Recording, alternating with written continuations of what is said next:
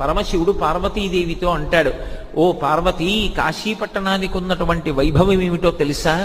పాపములకు ఎదుర్చుక్క కాశీ, ఉపపాతములకు విషము కాశీ, కళ్యాణముల కాటపట్టు కాశీ, ముక్తికి పుట్టినిల్లు కాశీ. కాశీపట్టణం లోపలికి వెడుతుంటేనే రోమకూపములను ఆశ్రయించి ఉన్నటువంటి పాపరాశి పక్షి రూపంలో ఎగిరిపోయి చెట్లని పట్టుకుని ఉంటాయి. మళ్ళీ వాడు బయటికి వస్తాడేమోనని 9 రాత్రులు కాశీపట్టణంలో ఎవరు పొలిమేర దాటకుండా గడుపుతారో ఇక వాడు మళ్ళీ 9 నెలలు అమ్మ కడుపులో పడుకోవలసిన అవసరం పోయింది. కాబట్టి ఇక ఆ పాపములు ఆ వ్యక్తిని పట్టుకుని ప్రయోజనం ఉండదు. కాబట్టి ఇక ఆ పాపములు అక్కడతో వెళ్ళిపోతాయి, ఇక వ్యక్తిని పట్టుకోవు. అందుకే కాశీపట్టణంలోకి ప్రవేశించాలంటే కాలభైరవుని యొక్క అనుమతి ఉండాలి. అటువంటి వైభవం కలిగినటువంటి కాశీపట్టణం పాపములకు ఎదుర్చుక్క కాశీ.